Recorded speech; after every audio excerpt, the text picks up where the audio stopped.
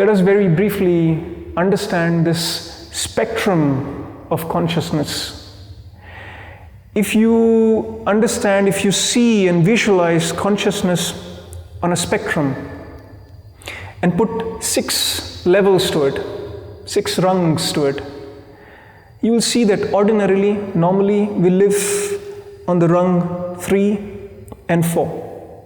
Between 3 and 4, this is where we live and experience consciousness as individual conscious.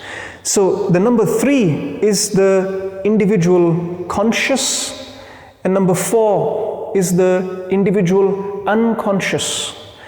On this spectrum of consciousness, there is above conscious, below unconscious. And we normally in our life live only on 3 and 4, which is the individual conscious and the individual unconscious. If you read about it, you will always come across this iceberg example where they say 10% of your brain, mind is conscious, 90% of that is unconscious. So this is all level 3 and 4, which is you're experiencing on an individual level. If you look at psychology, Sigmund Freud, he did a lot of work on the individual unconscious on the level number 4, where he tried to find imprints of human psychology, of how we do things, why we do what we do, how we feel in the individual unconscious. For example, if there is some trauma that happened in the childhood, you or anybody went for swimming and for some reason got drowned, then in the individual unconscious, a trauma got established, which then defined how you would react in your life, throughout your life, with water. And these traumas are maybe so strong that you are always afraid of water, not only just going in the ocean, but even a small pond would scare you because there is a trauma that is there in the individual unconscious. So Sigmund Freud, he worked constantly on this layer, this individual unconscious, and tried to explain human psychology with the imprints on this individual unconscious. Then Carl Gustav Jung came and he went one level deeper, level 5, which is the collective unconscious. He said, no, it's not just the individual unconscious that is responsible for how you are, what you feel, how you react in situations, how you operate in situations. He said, it's also because of the collective unconscious, which means how others are having their unconscious impacts how you are behaving in your life. For example, the notion of birth, death, rebirth, anything which is coming out of the unconscious of the collective, it impacts how you think about things. It impacts how you see life. It impacts how you are experiencing life. And then there is one more layer, which is the universal unconscious. We don't have to talk about this in this session, but my point here is all this work that has been done was in the unconscious. In the West, all the work was done on the unconscious, or the majority of work was done to understand how we are, how our psyche is, was based on the study of the unconscious. In the East, where there was a tradition of meditation, they did not care much about the unconscious. They said, rather raise yourself in the conscious, from the individual conscious to something that is higher than that, which is the collective conscious, and to something even higher, number 1, which is the universal consciousness.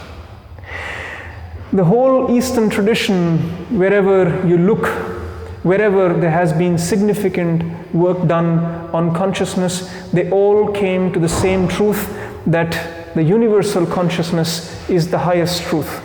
And we all share this one single universal consciousness, Our body, mind, and other aspects of our life can be individual, but consciousness we experience from the spectrum of individual to collective to universal. We only maybe remain in our daily life only in the individual level, individual conscious, individual unconscious, but the entire spectrum impacts us. Why should we care about all these 6 levels and all this breakdown of how the consciousness works? Because what others are experiencing, we also it has an impact on how we are living, how we are operating. This consciousness is like a stream of a river, where you can define your private property. You can say, well, from here to here on the bank of river, I have this house is mine, and whatever is happening here, I decide. But the water that is coming from upstream, whatever it brings, and all what it contains, and it brings in front of your house, you can't control that. The river does not belong to anybody. Similarly, the consciousness does not belong to anybody. The experience of that can be individual, the experience of that is collective and universal, but the flow of consciousness is impersonal. So remember this, that the consciousness is something that is impersonal, and you experience this as an individual, collective, and if you wish, you can experience this as a universal. Whatever is happening, whatever others are experiencing, it impacts how we are experiencing what we are experiencing in our life as well. Today, the topic of sustainability is all around. We suddenly woke up to realizing that we are all living on the same planet. No matter if we throw the garbage out of our house, at some point of time it comes back.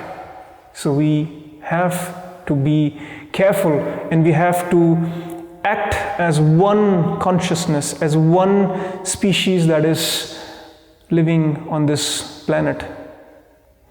Not only on the level of matter, on the level of consciousness, it becomes even more significant that we understand, realize that we share one consciousness. And if somebody is unconscious, it impacts us in some or the other way. Another reason could be that when you become conscious in your life and you interact with the unconscious around you, this gap, this separation between the conscious and the unconscious, it starts becoming more and more in your life. And you must have seen that meditators who are meditating and spending time in meditation and having their consciousness rising beyond the normal, they start to have a dysfunctional relation with the rest of the world. They start to act, or others start to perceive them in a strange way. So there is this dysfunctionality that is created if we don't take the collective, if we don't take the other unconscious together with us and raise this above the conscious, and raise this to a level of not just the individual conscious, but also to the collective conscious, to the universal conscious. In this session, you will experience 2 things.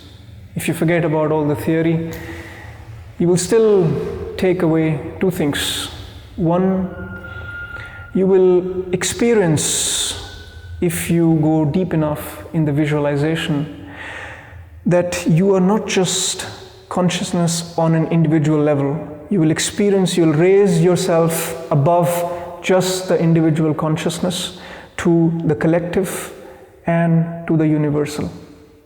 Which means not that you will start feeling other people's body and other people's mind. It just means on the level of consciousness, you will raise above just your individuality and start to feel that we are sharing collectively in this room and outside in this world the same consciousness. You can let it expand in the universe and let the whole universe be in your consciousness. That would be your experience number one. And the second experience that is unique in this meditation session is that you will have the silence, you will bring the silence on this universal consciousness, on this universal conscious level, where once you raise yourself to the universal conscious and you become silent, the whole universe becomes silent, the whole collective becomes silent.